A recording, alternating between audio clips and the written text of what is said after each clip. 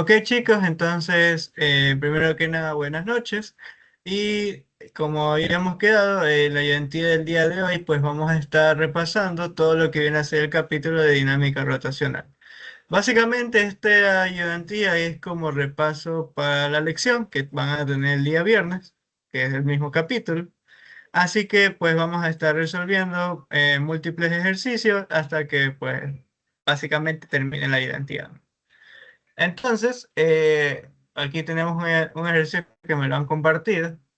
Tenemos una pequeña partícula, la cual nos dice que tiene una masa de 20 gramos y que se desplaza a una rapidez de 10 metros por segundo. Que luego esta choca y se pega al borde de un cilindro sólido uniforme, como se muestra en la figura.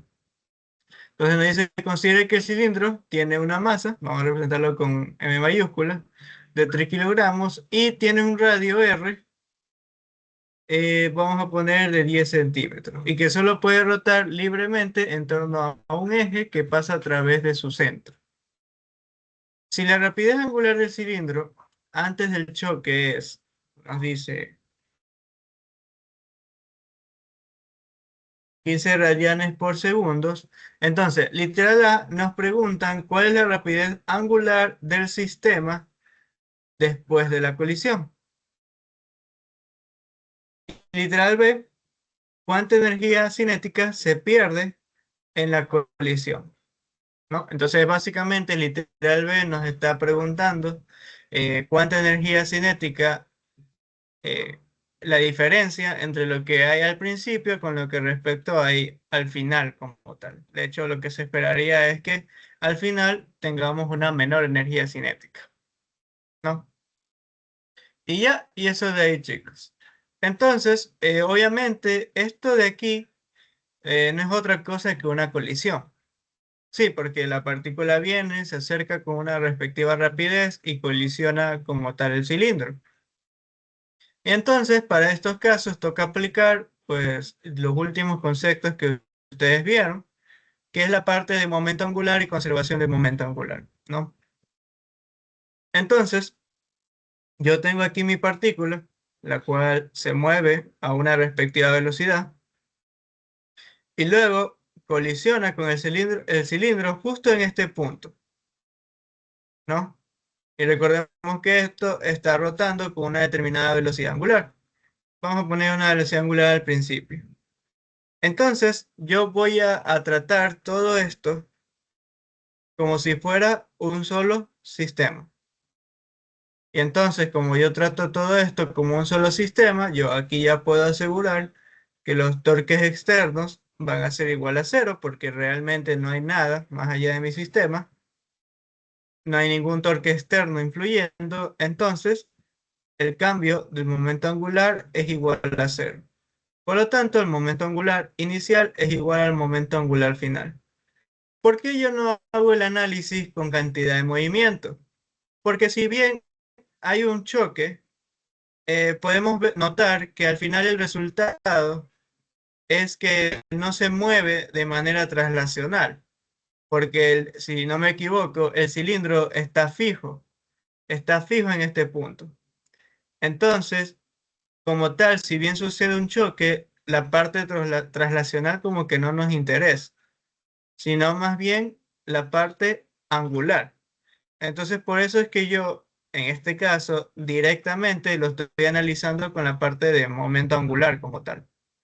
¿Y por qué no analizo la parte de energía? Pues bueno, técnicamente, porque si ustedes se dieron cuenta, el hecho de que la partícula vaya y se queda incrustado en el cilindro y se mueva conjunto a este, creo que ustedes ya lo saben, tenemos un choque totalmente inelástico. ¿Por qué? Porque después del choque la partícula se mueve junto al cilindro. Entonces, aquí viene la pregunta. Tenemos momento angular inicial, tenemos momento angular final.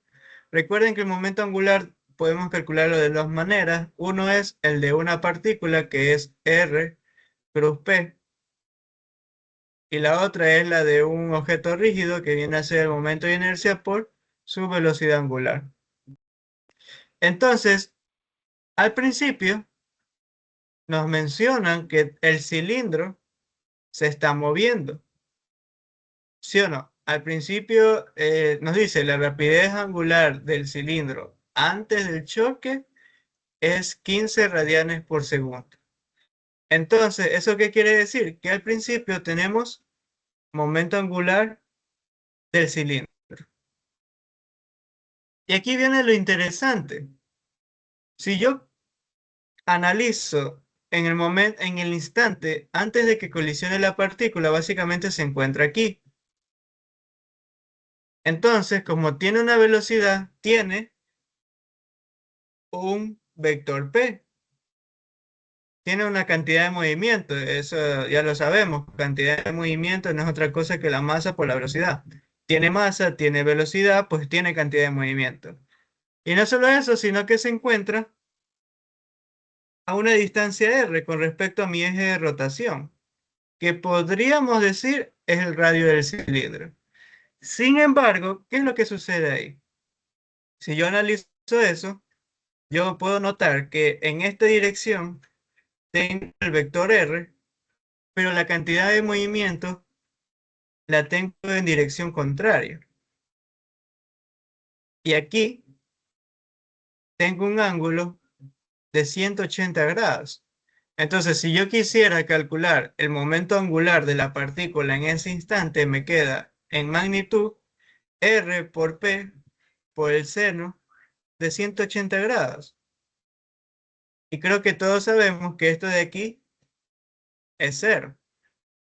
Por lo tanto, el momento angular de la partícula al principio, antes del choque, es cero. Entonces, realmente, solo tenemos momento angular del cilindro. Tenemos momento angular del cilindro inicial. Y al final, como todo se mueve como un solo sistema, tengo momento angular final. En este caso de mi sistema. Profe, ¿puede repetir esa parte, por favor? Básicamente, el vector R va en dirección hacia arriba, la cantidad de movimiento va en dirección hacia abajo. Como el momento angular es R cruz P, pues directamente nos da cero. Sí, o sea, es que aquí el análisis es la verdad vectorial, no es otra cosa. Pero ¿por qué R está yendo hacia arriba? ¿Perdón? ¿Por qué R va hacia arriba? Bueno, digamos que no lo están viendo aquí visualmente, pero ¿dónde está la partícula? La partícula está aquí, y aquí está mi eje de rotación. Recuerden que el vector R es desde el eje de rotación, sí, digamos, desde el eje de rotación hacia donde está mi partícula. Y ya puesta en dirección hacia arriba. Como mi partícula está cayendo en dirección hacia abajo, mi cantidad de movimiento va en dirección hacia abajo. Y como ya, pues entre ambos hay un ángulo de 180 grados, el momento angular que se define como el producto cruz, en términos de magnitud nos da cero. Es decir, no hay momento angular de la partícula, claro. Ah, ok.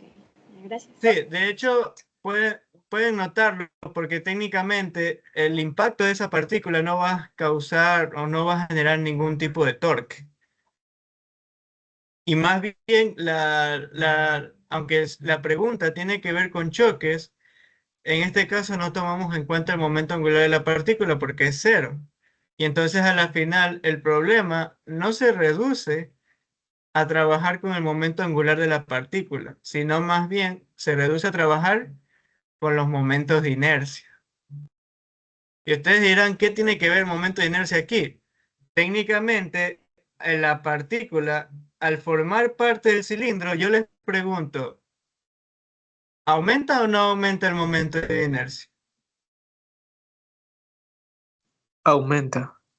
Exacto. En el momento que la partícula se queda aquí pegada con el cilindro, aumenta su momento de inercia. Y por eso es que vamos a ver que se afecta la velocidad angular. Y en este caso, ¿qué podríamos esperar? Que después del choque ¿aumente o disminuye la rapidez angular?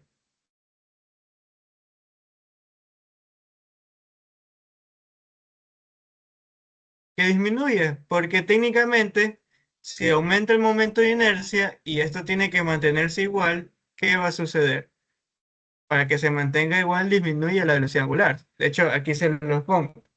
Tengo el momento de inercia inicial por la velocidad angular inicial, de hecho, cero. Y al final voy a tener el momento de inercia final por la velocidad angular final, que va a ser la velocidad angular de todo mi sistema. Entonces, ¿qué pueden notar? Si después del choque mi momento de inercia final aumenta y yo tengo que esto mantener igual, ¿cómo hago para mantenerlo igual? La velocidad angular disminuye porque tiene que mantenerse igual.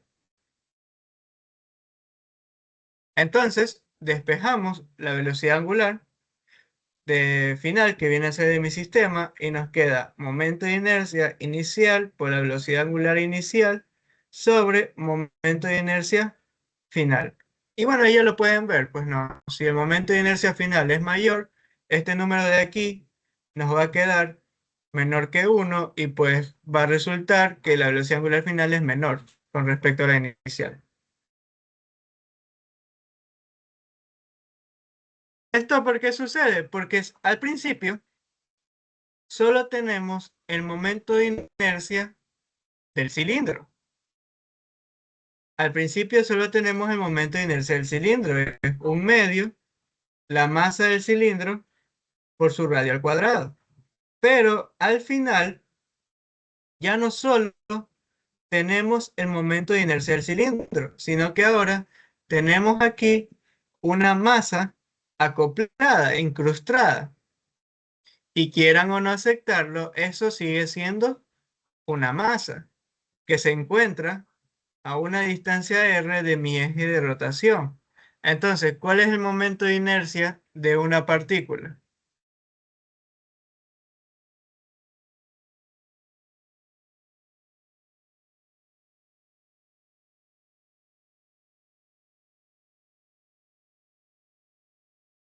Chuta, chico, ¿qué pasa ahí? ¿Cuál es el momento de inercia de una partícula? Aquí se aplica el teorema de Einstein. No, se suman simplemente los momentos de inercia, tanto de la partícula como del cilindro. Vamos, chicos, ¿cuál es el momento de inercia de una partícula? Y el viernes es la lección. No era la masa de la partícula por r al cuadrado, no, no era eso. Bueno, entonces un medio, este r, como se pueden dar cuenta, es el mismo radio del cilindro. Entonces, técnicamente, aquí nos quedaría, de hecho, déjenlo, coloco con otro color. Aquí nos quedaría el momento de inercia del cilindro, pero más el momento de inercia de esa partícula. Porque recuerden que ahora todo es un solo sistema, todo está junto. Entonces, ¿a qué es igual mi velocidad angular final después del choque de mi sistema? Sería el momento de inercia inicial, que es un medio, la masa del cilindro, 3 por su radio al cuadrado, sería 0,1 al cuadrado, dividido por el momento de inercia final, es decir, un medio, 3, 0,1 al cuadrado, más la masa de la partícula, que si no me equivoco era 20 gramos, 20 por 10 a la menos 3, y esto por su radio, o sea, la distancia con respecto al eje de rotación. Y bueno, esto multiplicado por la velocidad angular inicial, que ya nos lo hizo el ejercicio, es 15 radianes. Por lo tanto, y dejen buscar mi calculador. Vamos a ver cuánto da.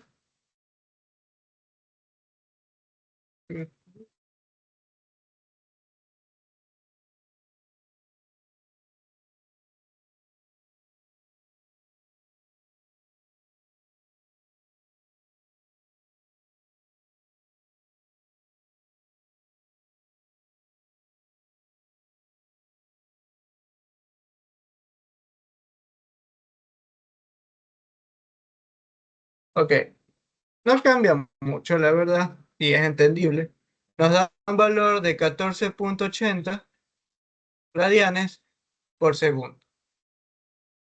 Esa sería la velocidad angular de mi sistema. En este caso, mi sistema ya sería, después del choque, el cilindro y la partícula. Y bueno, ese sería después de la colisión. La dirección se mantiene, ¿no? La dirección es la misma. Sería en sentido antihorario.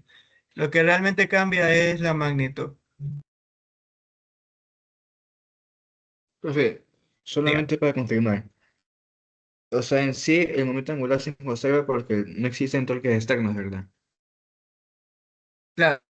Y porque todo lo tratamos como un solo sistema. Porque si, por ejemplo, solo analizáramos el cilindro o solo analizáramos la partícula, obviamente ahí no podemos decir que los torques externos es igual a cero. Entonces, no quiero decir por conveniencia, pero realmente es porque no nos interesa nada más allá de, en este caso, los dos objetos que están colisionando. Simplemente tratamos todo como un solo sistema y como no hay nada más allá, ni tampoco hay torques que influyan, entonces torques externos es igual a cero y pues directamente se conserva el momento angular. Y eso ustedes lo saben porque ustedes ya saben que el torque neto no es otra cosa que el cambio del momento angular a través del tiempo. Entonces, si esto es cero, esto de aquí tiene que ser cero. Y ya.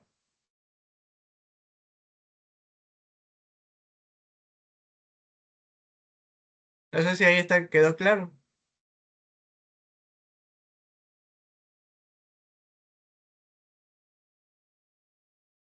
Bueno, si no me dicen nada, supondré que sí.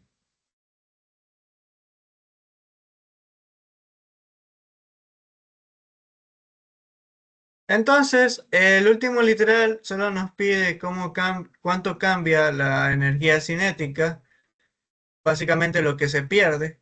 Y entonces aquí nosotros vamos a decir, por debido tomando las consideraciones de este choque, el cambio de la energía cinética va a ser la energía cinética final menos la energía cinética inicial. Entonces, ¿qué tenemos al final? Tenemos la energía cinética de mi sistema. En ese caso sería un medio, el momento de inercia de mi sistema, por su velocidad angular al cuadrado. Menos, y lo que tenemos al principio, realmente, al principio, ¿no? En mi sistema, ¿qué tengo?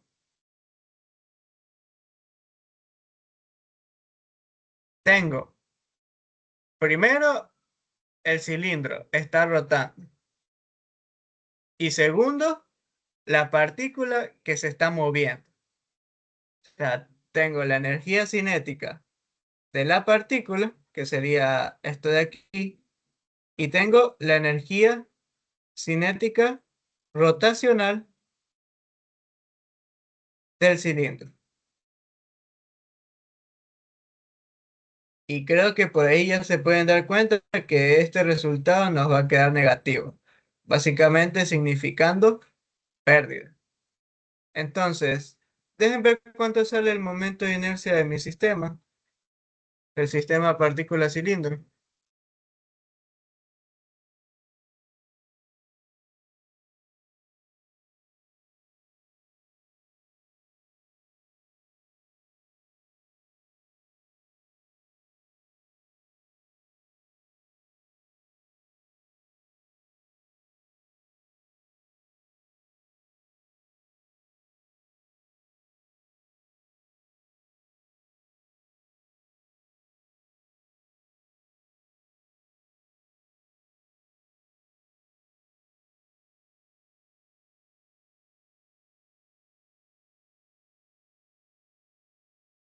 Ok, nos da 0.015 más o menos.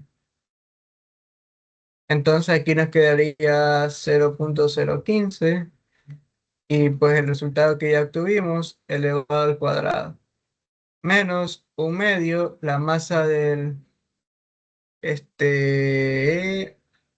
la masa de la partícula que era 20 gramos sería 0.02 y la rapidez que vendría a ser 10 al cuadrado y menos un medio el momento de inercia del cilindro, veamos cuánto da, nos da 0.015. Ah, ya ven, esto de aquí solo varía por un decimal, literal. O sea, el momento de inercia al principio es 0.015 y el final es 0.0152. Bueno, tiene sentido porque la partícula tiene una masa muy pequeña y está muy cerca del eje de rotación. Entonces, no afecta mucho en el momento de inercia. Menos un medio, el momento de inercia que sería aquí 0.015 y la rapidez al principio que es 15 al cuadrado. Entonces, nada, veamos cuánto cambia la energía cinética de mi sistema.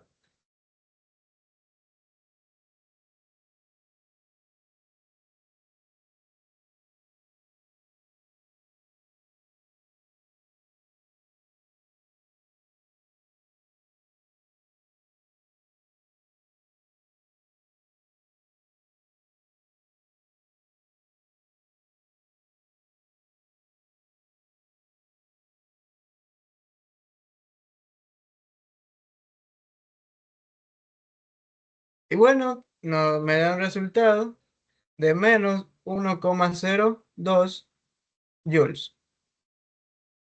Básicamente, ¿cuánta energía cinética se pierde? Se pierde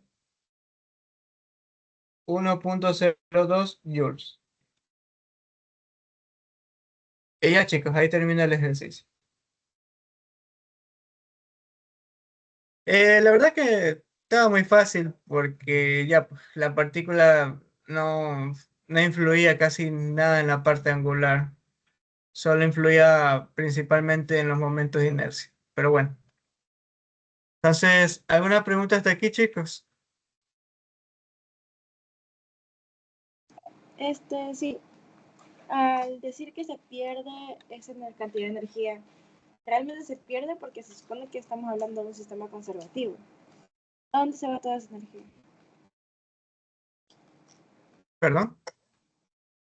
Estamos tratando de un sistema conservativo.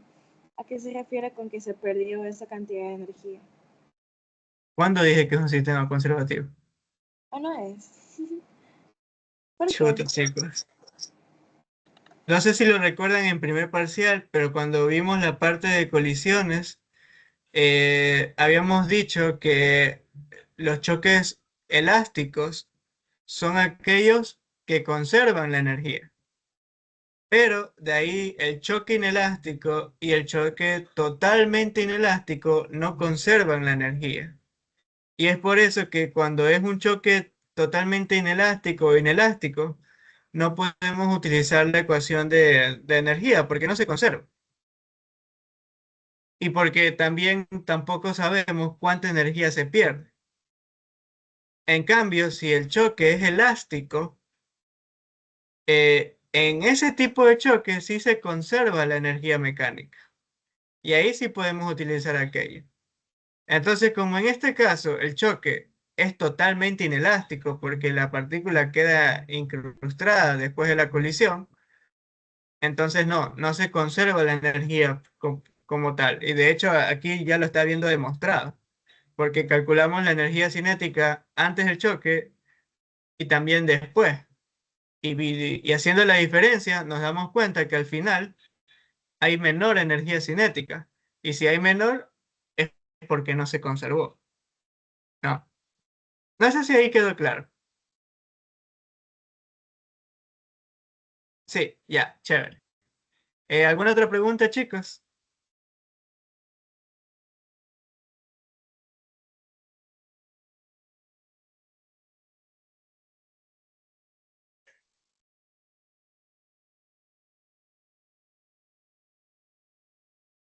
En tal caso, si hubiera un torque externo, ¿cómo sería ahí?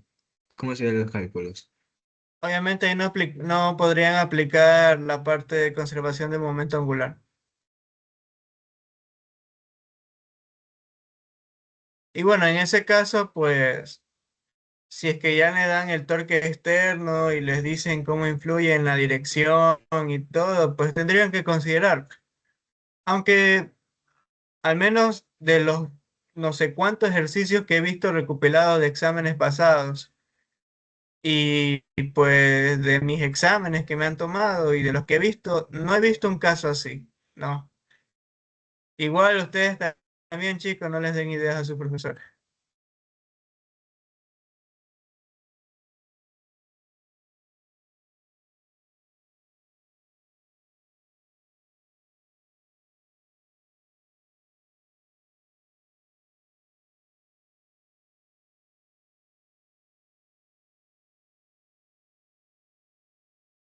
Vamos a ver. Allá. Vamos a ver este de aquí.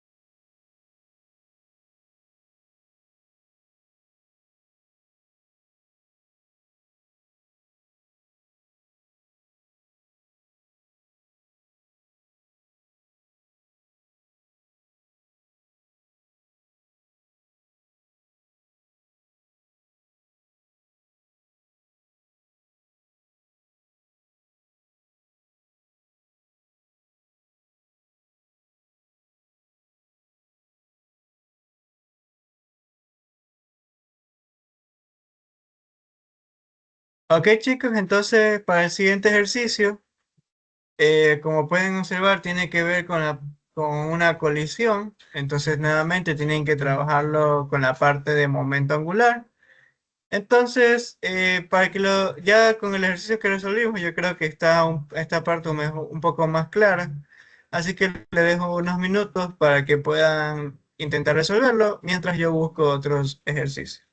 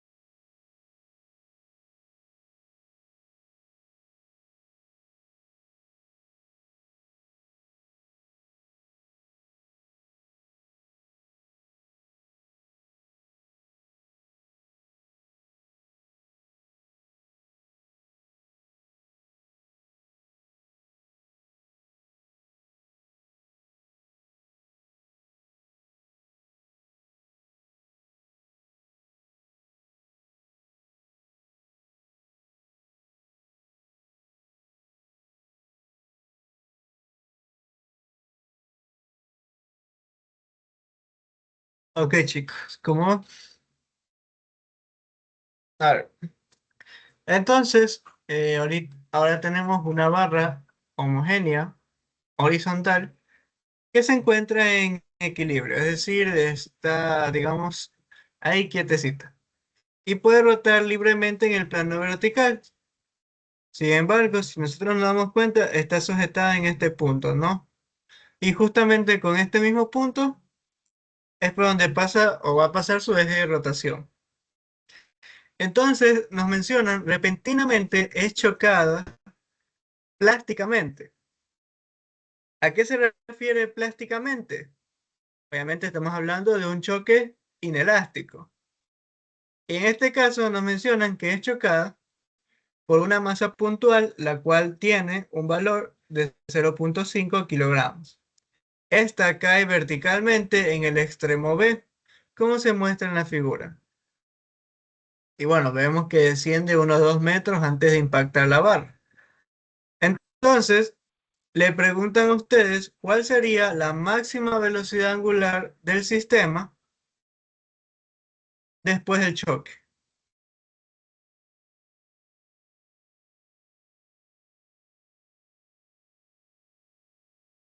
¿No?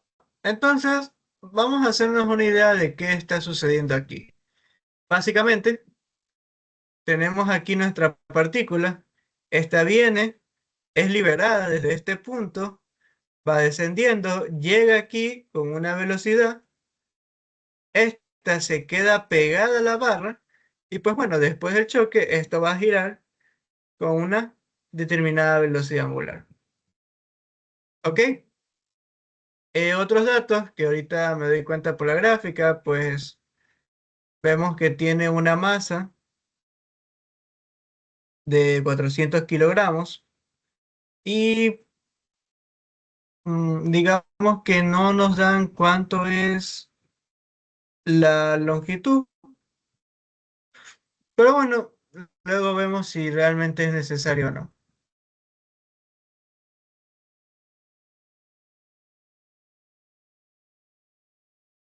¿Ok?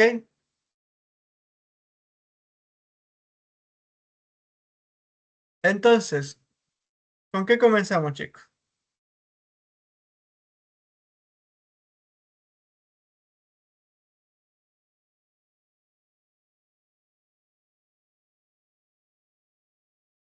Primero que nada, si yo analizo la parte del choque, podemos observar que la partícula a este punto, en el instante antes del choque, va a tener una velocidad. Ahora, ¿cómo nosotros estamos seguros de que va a tener una velocidad? Obviamente porque está cayendo, ¿no? Es liberada desde una altura y va a comenzar a caer. Entonces, técnicamente, la partícula es liberada desde aquí y tenemos una diferencia de altura de 2 metros. Entonces, aquí, esto es un caso de caída libre. Entonces, ustedes pueden hacerlo por cinemática, si no, no hay problema, pueden hacerlo por trabajo y energía. En este caso, yo puedo decir, trabajo de fuerza no conservativa es igual a cero, no cambia mi energía mecánica y por lo tanto mi energía mecánica inicial es igual a mi energía mecánica final. Ojo, solo es en este caso, aún no estamos hablando del choque.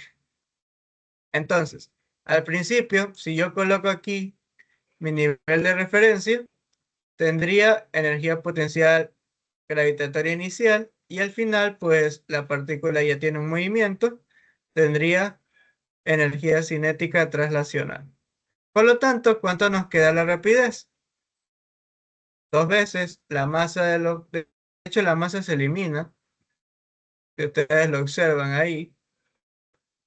Masa por gravedad por altura, un medio, masa por velocidad al cuadrado, y por eso es que yo dije que este ejercicio esta partecita de aquí es cinemática, porque esto no depende de la masa.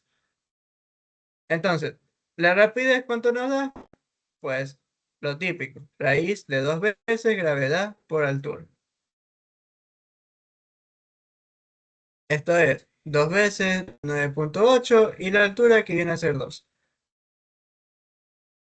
Entonces, este resultado, que también lo pudieron haber conseguido por cinemática, nos da un valor de 6.26 metros por segundo. Y ya tenemos eso de hecho. Ahora sí, como ya sabemos que sí tiene una velocidad que va en dirección hacia abajo, por lo tanto, la cantidad de movimiento también va en dirección hacia abajo. Y como observamos que justo en el instante antes de la colisión, la partícula se encuentra a una distancia r con respecto a mi eje de rotación. Entonces, ¿tengo o no tengo momento angular al principio?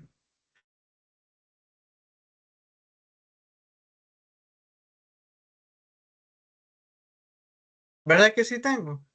Entonces, momento angular inicial, que vendría a ser de la partícula, es igual. Como es una partícula, r cruz p. Si aplicamos regla de la mano derecha, nos podemos dar cuenta, ¿verdad?, que va en dirección, sentido, horario. Y ahora, para calcular la magnitud, sería r, p, por el seno de teta. Pero si ustedes se dan cuenta, aquí tenemos un ángulo de 90 grados. Por lo tanto, esto se nos hace 1. Y nos queda RP.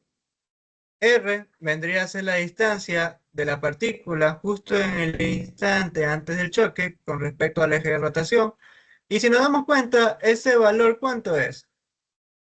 Es L medios. Es la mitad de la longitud de la barra.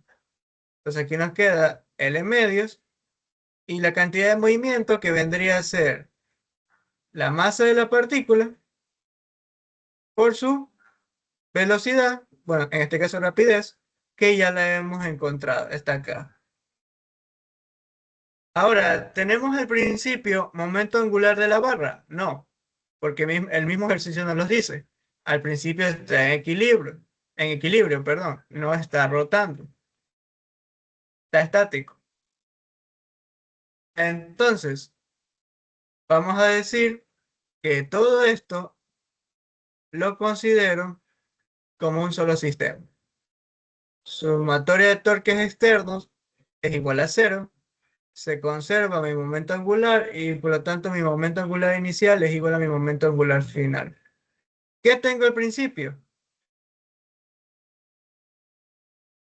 Sería L medios, la masa de la partícula por la velocidad y en dirección entrando. Entonces esto sería menos K.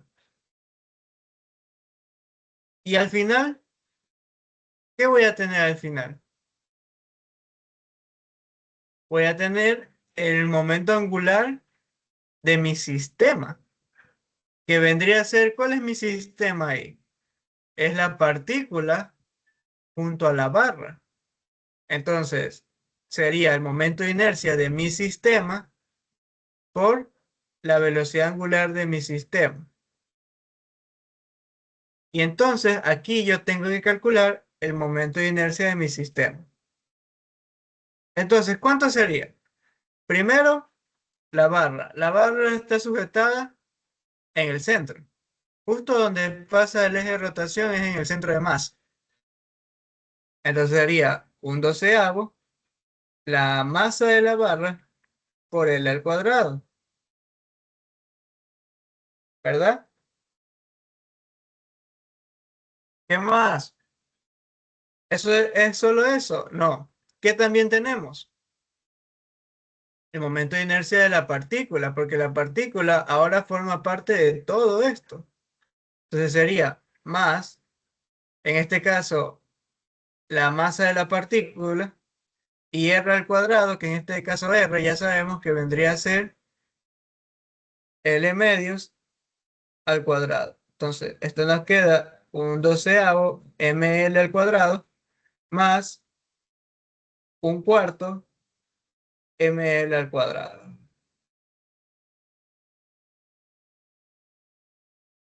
Si lo ven, chicos.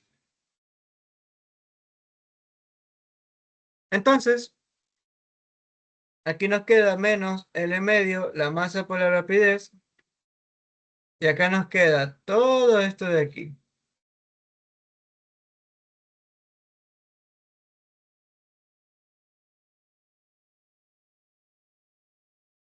Aquí podemos observar que se nos elimina la L. Y bueno, lo que nos pide el ejercicio, ¿qué nos pide el ejercicio? ¿Cuál será la máxima velocidad angular del sistema después del choque? Entonces, velocidad angular del sistema, ¿cuánto es? Sería menos un medio, la masa por la velocidad, en este caso de la partícula, dividido para un doceavo ml más un cuarto m, la masa de la partícula, por L.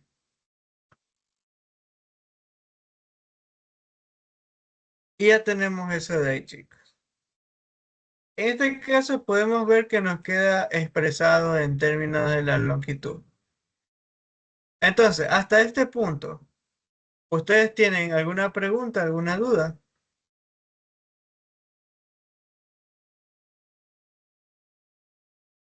¿Por qué la longitud se cancela? Si en un lado está el cuadrado y el otro está exponente 1. ¿Por qué se cancelan? O sea, yo aquí taché la L, pero acá taché el 2, no taché la L también. Y de hecho, aquí se conservó aún. Ah, ya, sí, sí, disculpen, les envié. Bueno, otra pregunta.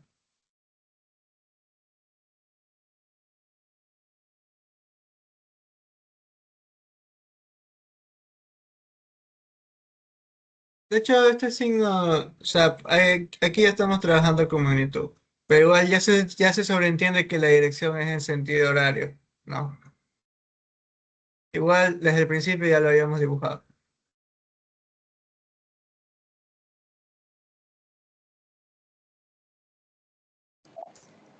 En el ejercicio me pareció que abajito estaba la respuesta de W. ¿Perdón? O sea, en el ejercicio más arribita parecía como respuesta el valor de la velocidad angular. No les escucho Porque, bien por eso. ¿cómo? No les escucho bien. Es que en el ejercicio más arribita nos daba como que la respuesta de la velocidad angular, como si se queda expresado en L. O sea, ¿de O dónde estaba sea, esa? es que aún no terminó el ejercicio. Ah, ok. Por eso les preguntaba si, o sea, si tienen alguna pregunta hasta este punto. O sea, con todo lo que El hemos signo explicado hasta negativo, ahorita. ¿qué se hace? Disculpe, profesor. Recuerden que esa es la dirección. Ah, ya, ya, ya. Por eso les dije que como aquí ya estamos trabajando la magnitud, porque técnicamente ya sabemos que la dirección es también en sentido horario, en el caso final, ya que esto tiene que ser igual. Entonces, si aquí les está diciendo que esto de aquí va en sentido horario, pues técnicamente esto de acá también tiene que ir en sentido horario, porque tiene que mantenerse la igualdad. Entonces ya se sabe la dirección después del choque. Todo el sistema va a girar en sentido horario. Chévere. Lo de acá simplemente es para la magnitud. Recuerden que en la final el momento angular sigue siendo un vector, ¿no? Entonces, a veces nosotros no omitimos eso y igualamos las magnitudes, pero simplemente lo hacemos porque van en la misma dirección. De ahí, obviamente, si no fuera así, tendríamos que trabajarlo por los componentes de los momentos angulares.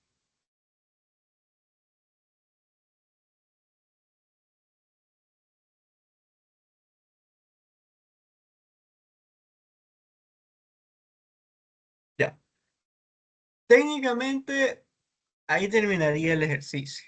La verdad, al menos los ejercicios que yo he realizado terminan hasta este punto. Ahora, ¿por qué nos da o por qué nos pide esto? Lo de la máxima velocidad angular.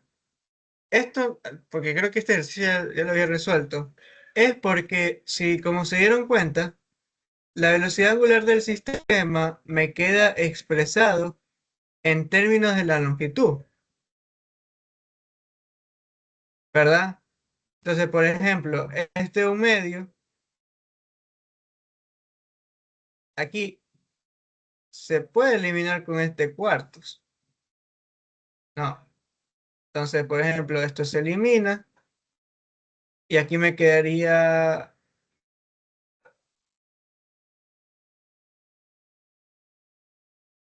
sí, aquí nos quedaría sexto y acá nos quedaría 2.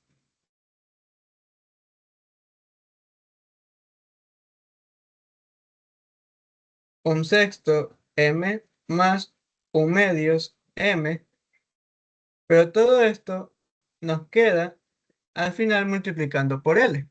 No sé si lo observan ahí.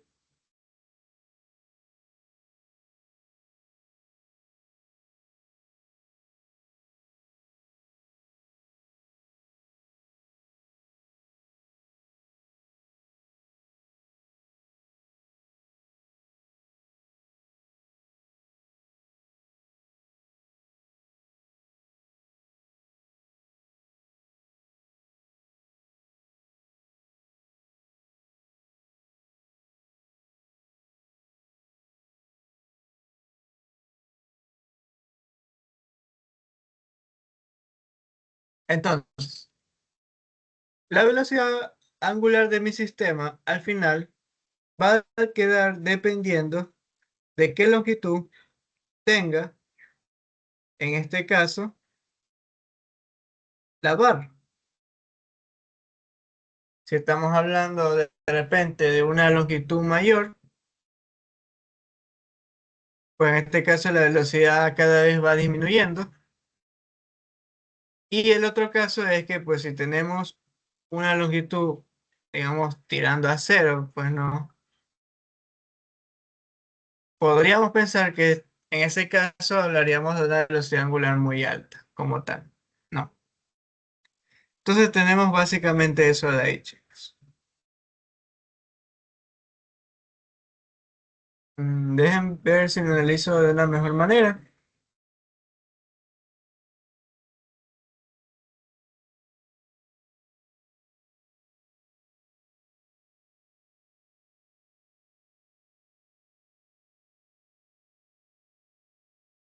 No. Bueno, aquí lo único que se me ocurre realmente es la parte de maximizar. En este caso yo calculo la derivada y bueno, técnicamente toda esta parte de acá es una constante. Entonces nos queda la derivada de 1 sobre L, que es como tener L a la menos 1. Entonces, ¿cómo nos queda ahí? Nos quedaría menos L a la menos 2.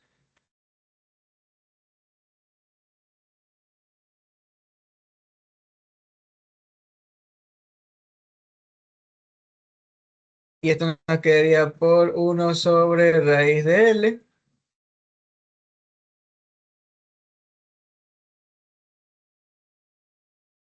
Esto lo podríamos igualar a 0.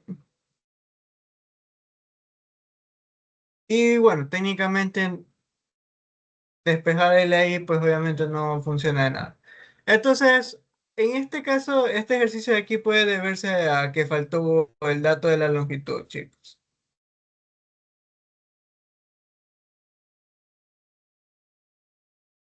Porque, de hecho, como les había mencionado de estos ejercicios, algunos no han venido, no vinieron completos.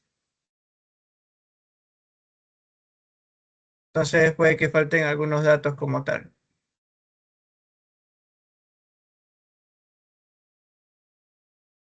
Y eso de ahí.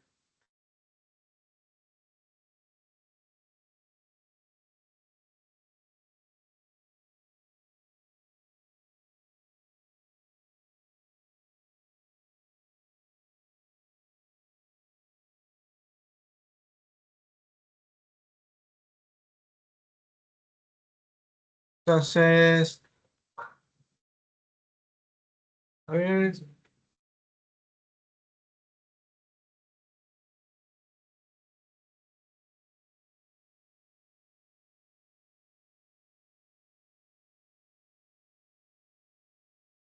la masa, ¿cuánto es la masa de la partícula?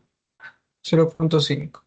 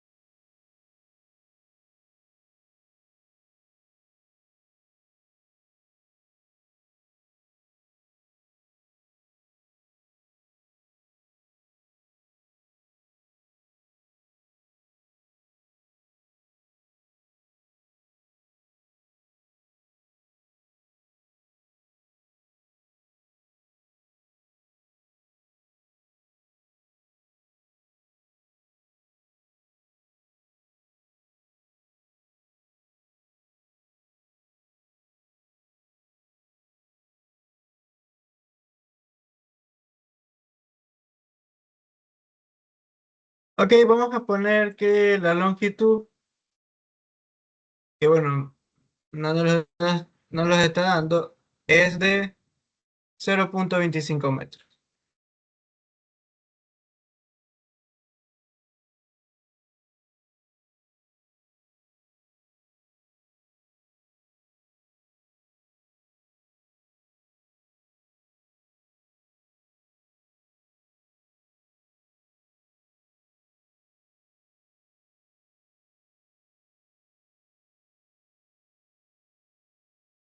Sí, de hecho ya la comprobé y es verdad, ya revisé mi anterior solución y no dan el valor. Entonces, nada, chicos, la longitud es 0,25 metros. Y bueno, si en ese caso lo reemplazan y todo, redondeando, les terminan dando 0,19 radianes por segundo. Entonces, nuevamente, chicos, no se confíen en este caso con las respuestas. Y de cierta manera, ahí terminaría. ¿No?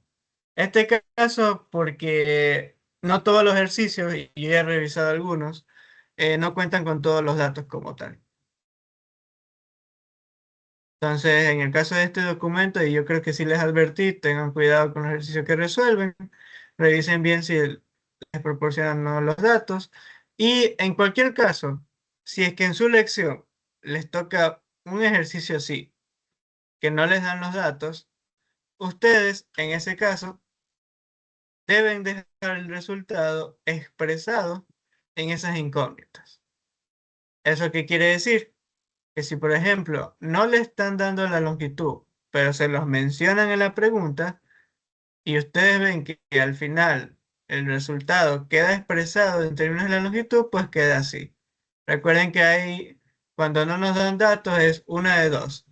En un punto se termina eliminando esa incógnita o el resultado queda expresado en términos de esa incógnita. Y bueno, para este caso justamente sucedió eh, lo segundo, ¿no? El resultado nos queda expresado en términos de la incógnita de la longitud. Y en todo caso de duda, pues igual le pueden preguntar a su profesor. Entonces, chicos, ¿hasta aquí alguna pregunta?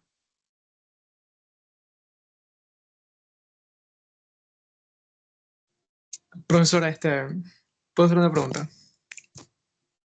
Claro, por eso les pregunté.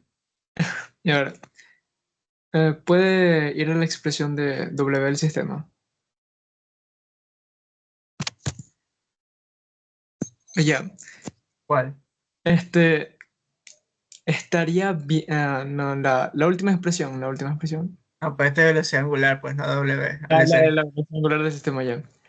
Estaría bien que yo esa velocidad lineal que sacamos de la partícula al inicio del todo, estaría bien que yo la pueda reescribir como una velocidad angular por L medios, o estaría mal visto, o no tendría sentido.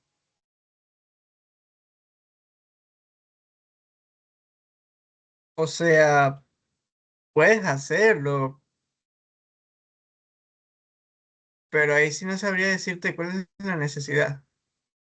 O sea, es que, claro, por el momento de estar haciendo ejercicio también queda... Porque si bien es cierto, tú las puedes escribir así, digamos, en ese caso, te quedarías expresado.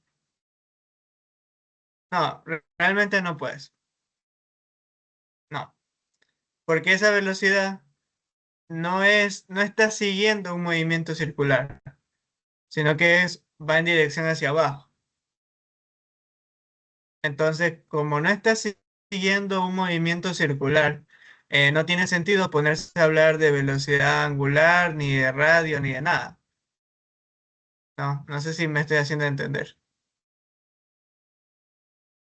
Antes del choque, esa velocidad va en dirección hacia abajo.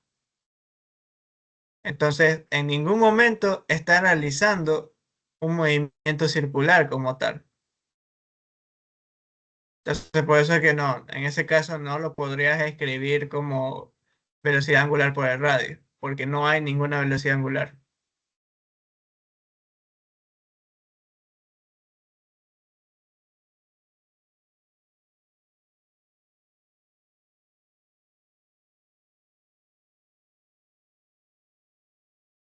No sé si hay quedado claro. Sí, muchas gracias. Sí. Solo es en el caso después, que ahí sí la partícula podríamos decir que sigue un movimiento angular, porque ya técnicamente se mueve junto a la barra. Pero ahí la velocidad angular es esta de aquí, que nuevamente queda expresado de esta manera. ¿Ok? Ahí sí tú podrías decir, bueno, la velocidad de la partícula, cuando ya tiene este movimiento, porque técnicamente ya se está moviendo de manera angular, ya describe un movimiento circular, pues ahí sí podrías escribirlo como velocidad angular del sistema por L medios, por ejemplo. Pero obviamente en este caso sería necesario primero encontrarlo.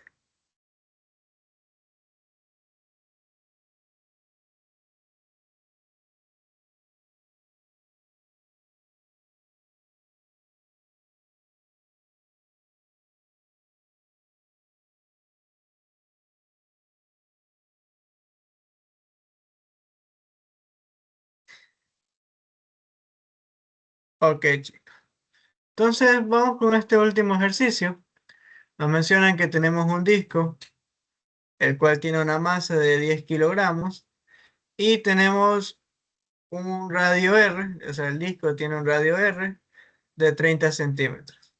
Nos mencionan que rueda sin deslizar a lo largo de un plano inclinado en 30 grados con respecto al horizontal. Y este es jalado por una cuerda desde un eje que está sujetado en el centro de masa del disco, en este punto. Esta cuerda pasa por una polea, el cual tiene una masa 2 de 2 kilogramos y tiene un radio R de 20 centímetros. Para finalmente llegar a una masa puntual, masa 1 de 15 kilogramos. Y bueno, a ustedes les preguntan calcular la velocidad del bloque que llega a la masa M1 al suelo, teniendo en cuenta que se encuentra a esta altura. Entonces, este ejercicio tiene dos soluciones. Una es por el método dinámico y la otra es por el método energético. La verdad, sinceramente, mi método favorito es el dinámico como tal. Yo sé que a ustedes se les hace mucho más fácil el energético, pero a mí por una razón es el dinámico el que se me hace fácil. Entonces, para el método dinámico, ¿cómo hacemos? Obviamente, si es que ustedes les piden resolver por el método dinámico, nos toca hacer diagrama de cuerpo libre. Entonces, el ejercicio ya nos dice que el disco rueda sin deslizar. Entonces, aquí tenemos, vamos a decir una tensión 2, aquí tenemos el peso del disco, aquí tenemos la normal, y por acá tendríamos, en este caso, vamos a colocar la fricción estática. Vamos ahora a la polea. En el caso de la polea, tenemos que aquí está su eje de rotación, aquí está, pasa una tensión 2, acá viene y pasa una tensión 1, y bueno, ahí está sujetada, y entonces podríamos decir que tanto la tensión 2 como la tensión 1 realizan un torque. Y en el bloque M1, uy, tendríamos el peso, y acá tendríamos la tensión 1. Entonces, vamos a suponer que esto gira en este sentido. Esto está va a descender. De hecho, déjenlo, coloco bien. Esto va a girar con esta aceleración angular. Esto va a descender con una respectiva aceleración. Y esto va a avanzar con una respectiva aceleración de centro de masa. Y esto va a girar con una aceleración angular. Entonces, primero, como la cuerda es ideal, todos estos puntos de la cuerda comparten la misma velocidad y la misma aceleración. Y bueno, técnicamente el mismo desplazamiento. Entonces, ¿eso qué quiere decir? Que la aceleración del bloque 1 es igual a la aceleración tangencial de la polea, que es igual a la aceleración de centro de masa del disco. Ojo, en términos de magnitud. Y esto vamos a decir que todo esto es igual a aceleración. Entonces, sumatoria en fuerzas en Y, vamos a poner positivo hacia abajo, y es igual a la masa del bloque 1 por aceleración. Por lo tanto, aquí me queda el peso del bloque M1 menos la tensión 1 es igual a M1 por aceleración. Y bueno, nos queda masa 1 por gravedad menos tensión 1 es igual a masa 1 por aceleración. Para la polea, en este caso, como no se mueve de manera lineal, no me interesa la parte traslacional, entonces solo me enfoco en la parte angular. Y bueno, primero aquí puedo ver que tengo ángulos de 90 grados, y en este caso que tengo tanto el torque de la tensión 2 como el torque de la tensión 1. Entonces vamos a poner en este sentido positivo, entonces torque neto es igual al momento de inercia por la aceleración angular. Vamos a poner sentido horario positivo.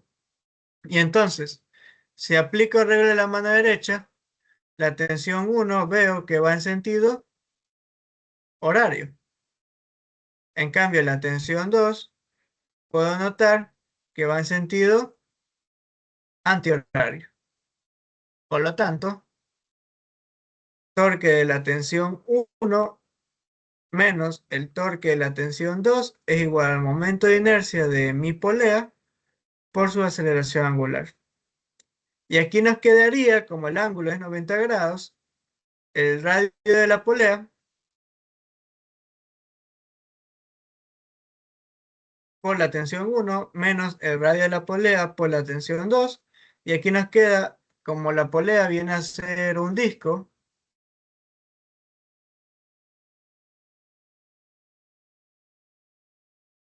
bueno, en este caso no lo mencionan, pero por defecto siempre es un disco, a no ser que el ejercicio les diga lo contrario. Y bueno, en todo caso ahí les preguntan al profesor, aunque siempre lo menciona. Entonces el momento de inercia sería un medio, la masa del disco, por r al cuadrado. Y por la aceleración angular, que bueno, ya luego vemos cómo lo escribimos. Entonces, primero, se nos eliminan las r. Segundo, este r por aceleración angular lo puedo escribir como aceleración tangencial, que también es aceleración. Entonces, aquí me queda tensión 1 menos tensión 2 es igual a 1/2 la masa 2 por aceleración. Y ya tenemos una segunda ecuación ahí. Ahora nos vamos a la parte del disco. Y en la parte del disco, ¿qué observamos? Que bueno, esto está como un plano inclinado. Por lo tanto, aquí puedo trabajarlo con Y' y acá puedo trabajarlo con X'. Y bueno, el resultado es que en Y' está en equilibrio y sumatoria en fuerzas en X' va a ser igual a la masa de mi cilindro por su aceleración de centro de masa. Positivo en esta dirección. Y bueno, en este caso, ¿qué nos quedaría? Nos quedaría la tensión 2 menos la fricción es igual a la masa del cilindro por aceleración de centro de masa. Y oh sorpresa, también es aceleración. Ahora, ¿cuánto vale la fricción? Analizo la parte de torques. Y si yo me doy cuenta, en mi disco, el único torque que tengo es el de la fricción. Entonces, si yo hago torque neto igual a momento de inercia por aceleración angular, solo voy a obtener el torque de la fricción. Que si me doy cuenta, la fricción va en este sentido, el R va en dirección hacia abajo y aquí forma un ángulo de 90 grados. Entonces, ¿cuánto es la magnitud? El radio del disco por la fricción y el momento de inercia es un disco. Un medio, la masa del disco por el radio del disco al cuadrado y por la aceleración angular. Entonces, aquí no se elimina una R. Y lo otro es que como el ejercicio nos dice rueda sin deslizar, entonces, ¿qué cumple? Cumple la condición de rodadura, que la aceleración de centro de masa es igual a la aceleración angular por el radio, que también es igual a aceleración. Entonces, esto de aquí es aceleración. Por lo tanto, la fricción es igual a 1/2 la masa del cilindro por aceleración. Y eso vengo y lo coloco acá, aquí. Entonces, tensión 2 menos 1/2 masa por aceleración es igual a masa por aceleración. Por lo tanto, la tensión 2, ¿cuánto nos queda? Esto pasa al otro lado a sumar, nos queda 3/2 masa por aceleración. Y bueno, ya tenemos una, dos y tres ecuaciones Tengo una para duda. tres incógnitas. Dígame. En el disco no se aplica peso en X.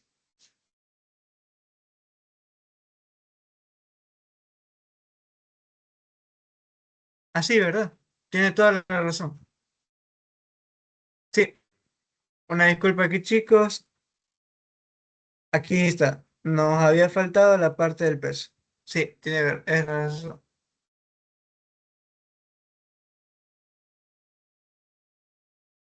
En este caso, se agregaría, es en esta parte de aquí. Igual, la parte del torque y la fricción se calcula de la misma manera. Entonces, en este caso, iría en dirección contraria.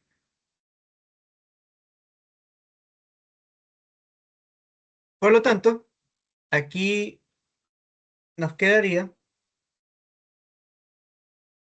tensión 2 menos el peso en X', y en este caso, como el peso va en dirección hacia abajo y el ángulo de inclinación es tomado con respecto a la vertical, nos quedaría masa por gravedad por el coseno de 30. Y acá nos quedaría, ahora sí, los 3 medios, la masa por aceleración. Ahora sí, ahí está corregido. Muchas gracias.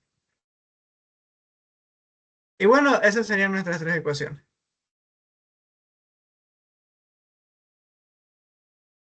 Recuerden que en este caso, el peso en X aquí es correspondiente al peso del disco. No, cuidado, lo confunden con otro. Y bueno, entonces, tenemos masa 1, gravedad, menos tensión 1 es igual a la masa 1 por aceleración. Tenemos tensión 1 menos tensión 2 es igual a 1/2 la masa 2 por aceleración. Y tenemos tensión 2 menos masa del disco por gravedad coseno de 30 es igual a 3/2 masa del disco por aceleración. Sumamos las tres ecuaciones, se me elimina tensión 2 con tensión 2, tensión 1 con tensión 1. Y entonces nos queda masa 1 por gravedad menos la masa del disco por gravedad por el coseno de 30 grados es igual a masa 1 por aceleración más 1/2 masa 2 por aceleración y más 3/2 masa del disco por aceleración.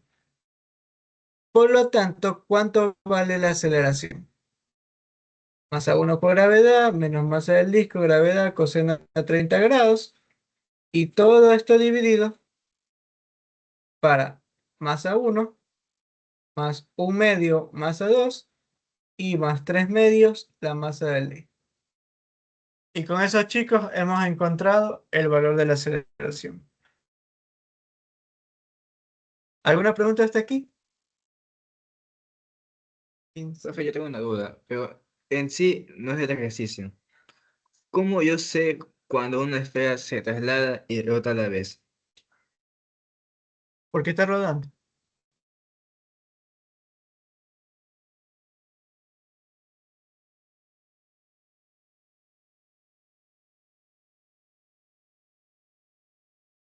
O sea, si se traslada y está rodando, perdón, y está girando, es rodadura, está rodando.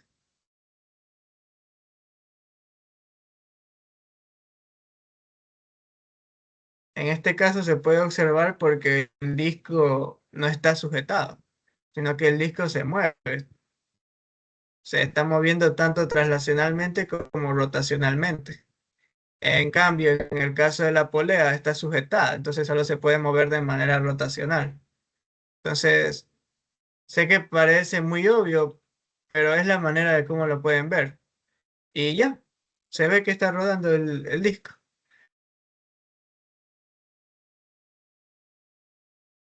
Pasaron los 15 más medio, vamos a 2 por 2, más a 10. Lo interesante de este ejercicio es que si se pueden dar cuenta, el resultado no depende de los radios. Y bueno, nos da 2 metros por segundo al cuadrado. ¿Eso qué quiere decir? Que esta aceleración también viene a ser la aceleración del bloque, que recordemos va en dirección hacia abajo, por lo tanto sería 2j metros sobre segundos al cuadrado, perdón, menos 2j metros sobre segundo al cuadrado. Y bueno, aquí para calcularla, en este caso encontrar, nos piden la velocidad, simplemente aplicamos cinemática, ¿no? Entonces, velocidad final al cuadrado menos velocidad inicial al cuadrado es igual a 2 veces aceleración por un delta y. Entonces, esto de aquí es 0 porque parte del reposo y por lo tanto la velocidad final es igual raíz cuadrada 2 veces aceleración por delta y. Entonces aquí nos queda raíz cuadrada 2 veces por 2 y el delta y que vendría a ser los 2 metros.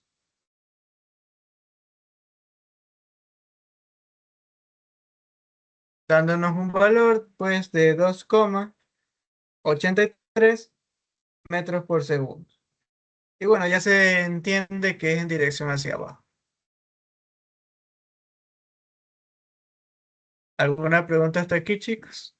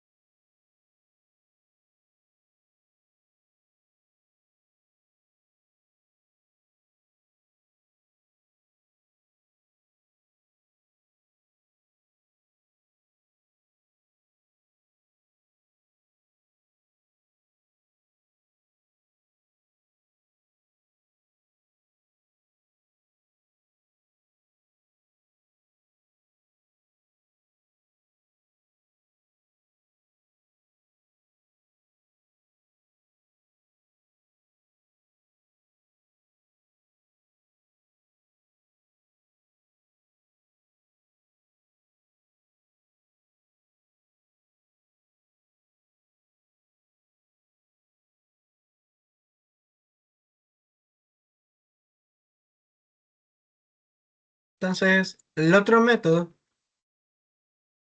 vendría a ser por la parte de energía.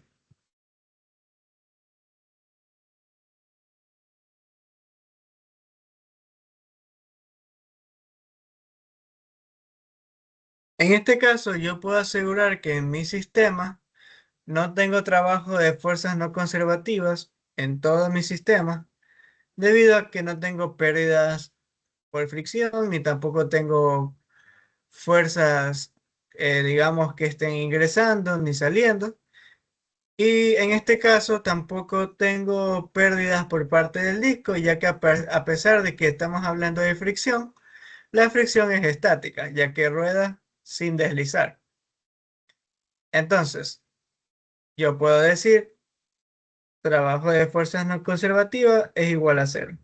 Se conserva entonces mi energía mecánica y por lo tanto mi energía mecánica inicial es igual a mi energía mecánica final. Entonces, ¿qué yo tengo al principio?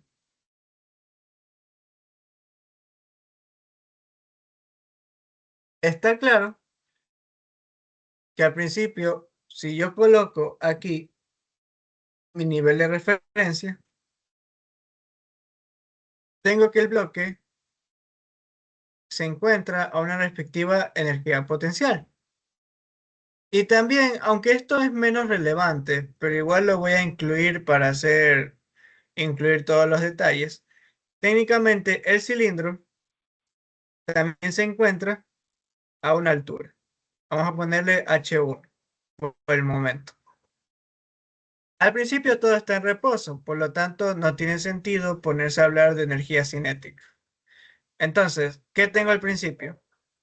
Tengo la energía potencial elástica, perdón, gravitatoria del bloque M1 más la energía potencial gravitatoria del disco. ¿Qué tengo al final?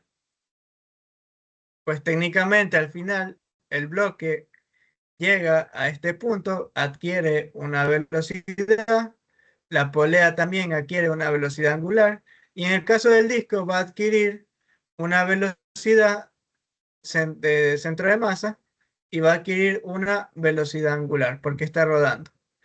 Pero no solo eso, sino que técnicamente va a subir también una determinada altura.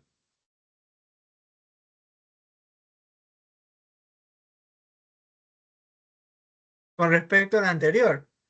Y con respecto a nuestra referencia, sería H2. Entonces, ahí se pueden dar cuenta que ese delta H no es otra cosa que H2 menos H1. Recuerden que H1 es el de acá, el que medimos al principio.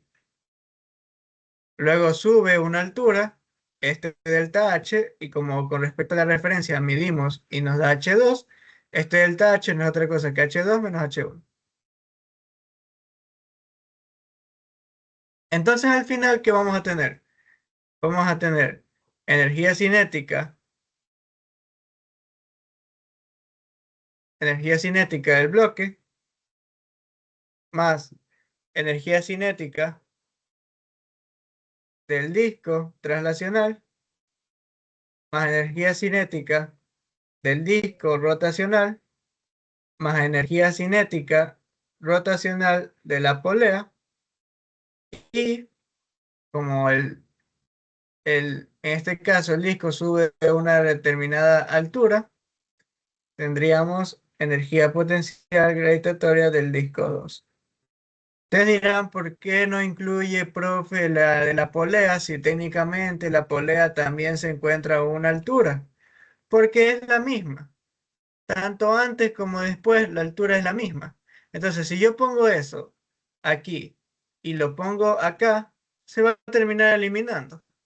Entonces no es necesario porque está en la misma altura. Recuerden que a la final, la energía potencial gravitatoria depende de si hay una diferencia de altura.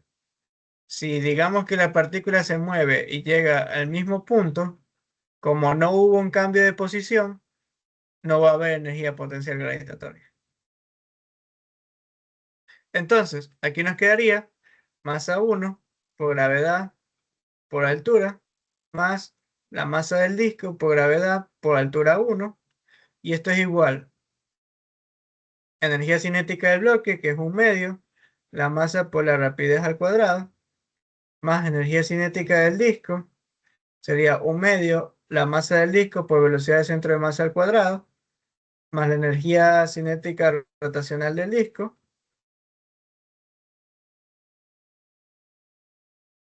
más la energía cinética rotacional de la polea. Voy a poner aquí polea. Perdón.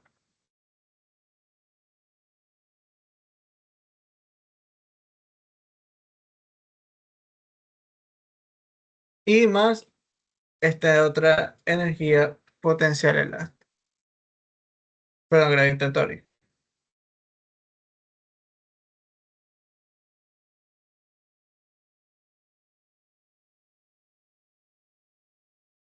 Entonces, aquí nos quedaría masa 1, gravedad por altura. Esto de aquí lo puedo mandar al otro lado, a restar.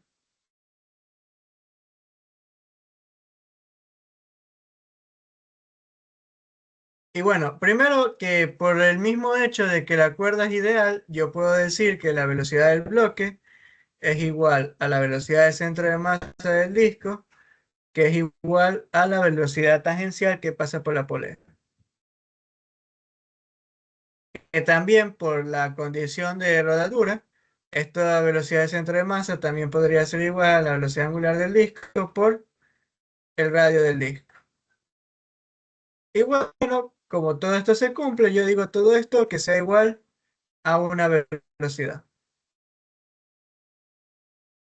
Entonces, 1/2, voy a poner aquí el bloque, masa por la velocidad al cuadrado, más 1/2, en este caso la masa del disco, por velocidad al cuadrado, más 1/2, momento de inercia del disco, que sería 1/2.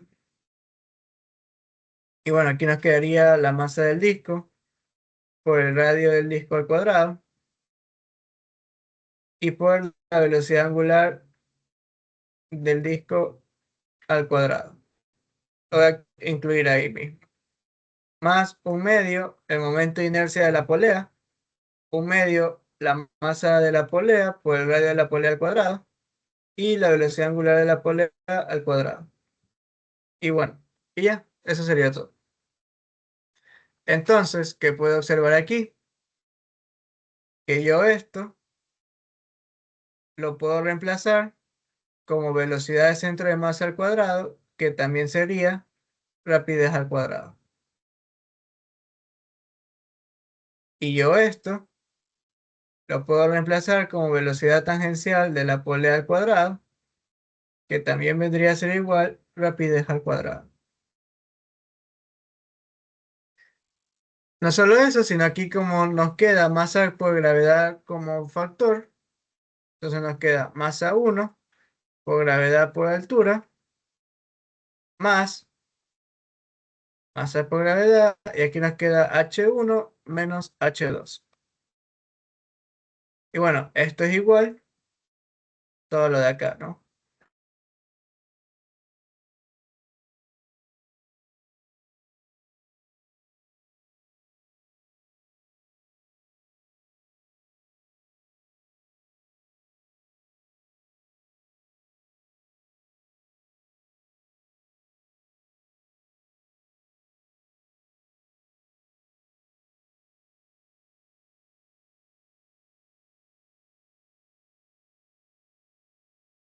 Ahora, ¿cuánto vale H1 menos H2?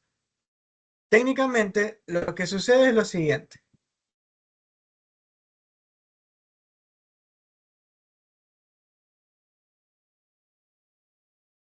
¿Verdad? Aquí tenemos el centro de masa del disco.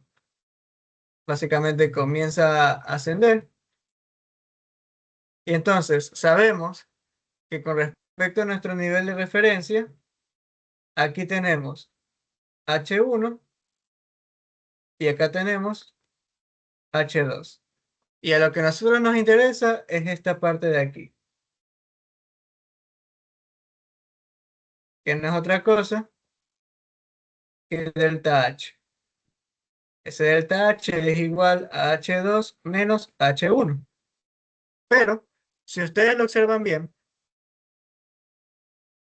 ¿qué tenemos ahí? Sabemos que de aquí a acá, ¿cuánto recorre?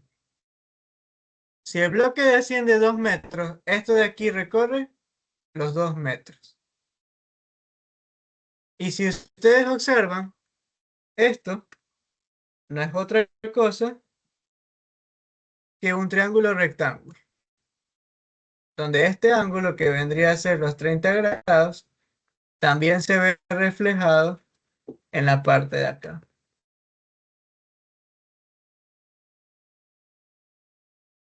¿Que lo ven, chicos?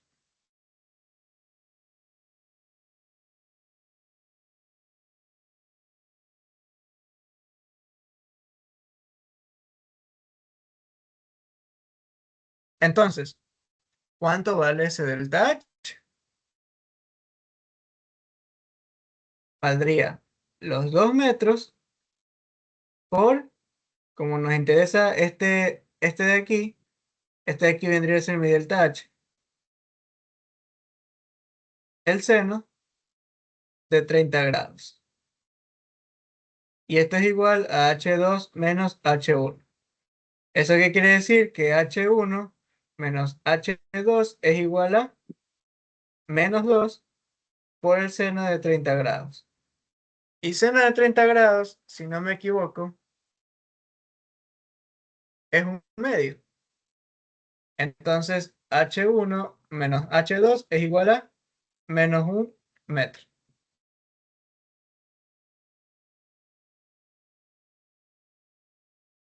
Por lo tanto, aquí como nos quedaría masa 1, gravedad por H, menos masa del disco por gravedad por 1.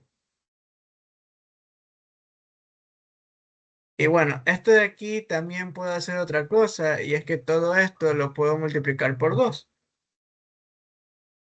Entonces, aquí nos quedaría por 2, esto de aquí nos quedaría por 2, y bueno, aquí nos quedaría la masa, del bloque 1, rapidez al cuadrado, más un medio, perdón, sería más la masa del disco, rapidez al cuadrado, más, en este caso, un medio, masa del disco, rapidez al cuadrado, y más un medio, masa 2, que es la polea, por rapidez al cuadrado. Y entonces, aquí ya simplemente despejo la rapidez. Me quedaría 2 veces masa 1 por gravedad por H, menos, de hecho puedo colocar la gravedad también como factor, me quedaría masa 1 menos la masa del disco,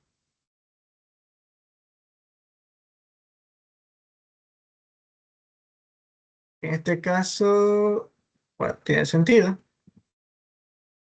Y todo esto dividido para la masa 1 más la masa del disco más. De hecho, esto de aquí se puede sumar directamente. Y aquí nos quedaría más 3 medios, la masa del disco, y más un medio, la masa de la polea. Y bueno, para eliminar este cuadrado, uy, simplemente saco raíz cuadrada. Entonces veamos cuánto nos queda.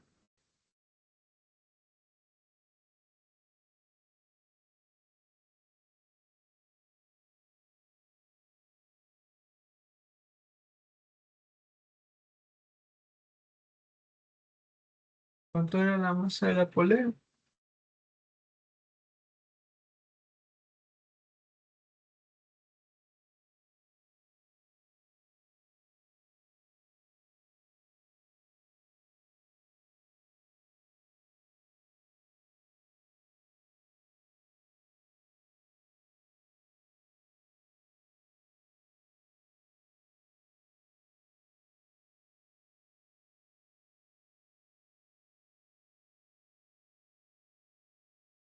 Entonces, a ver si no me comí nada.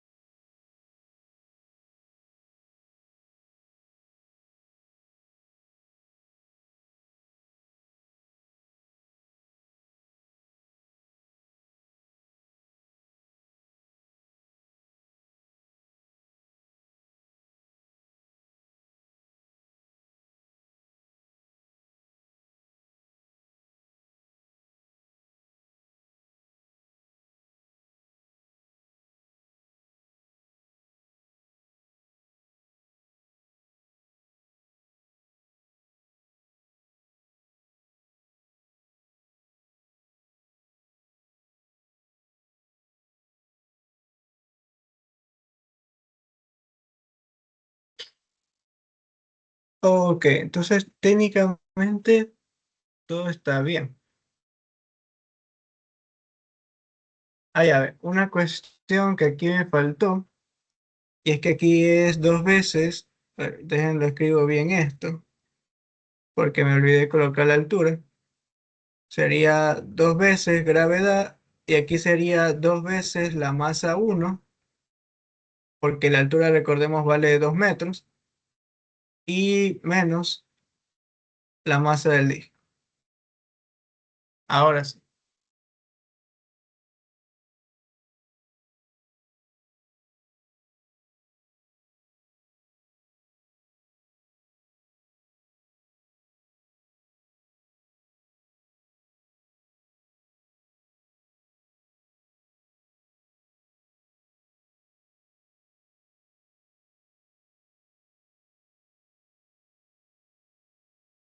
Vean la masa de la polea.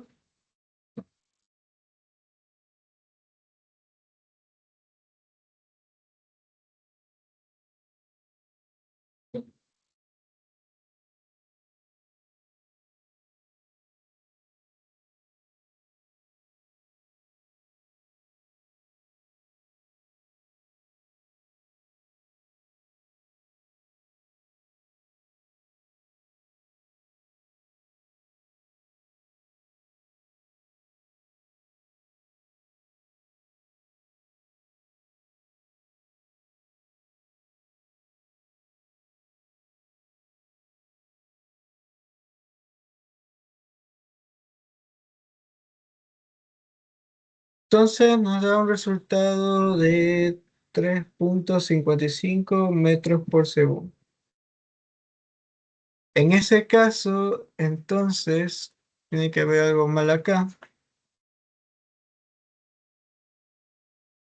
porque creo que esta sí es la respuesta correcta. Entonces, deben revisar bien este resultado de acá.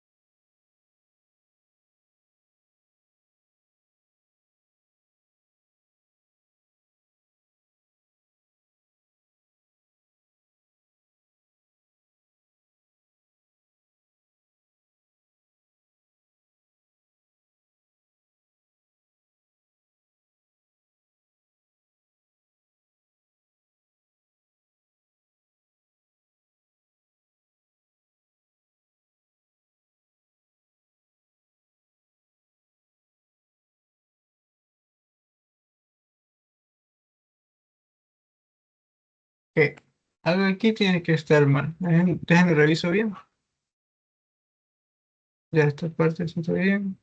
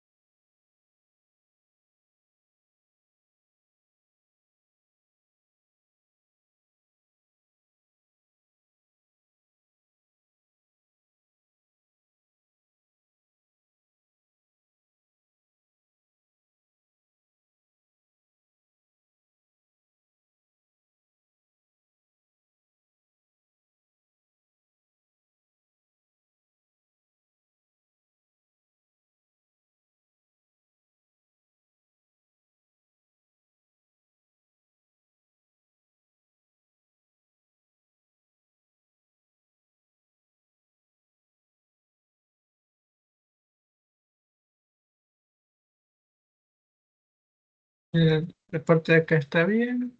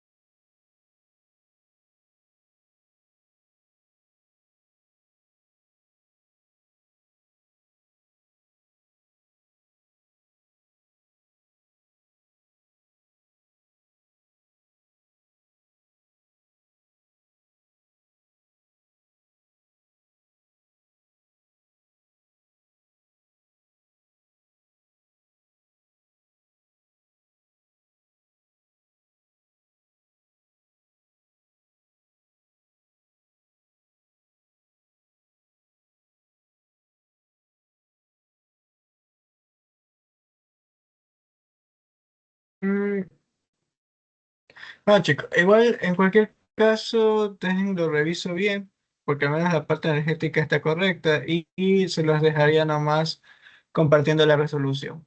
¿Ok?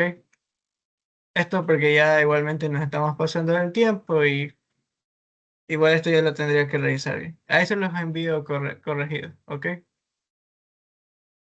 Entonces, nada chicos, si no tienen ninguna pregunta, hasta ahí sería la identidad de hoy.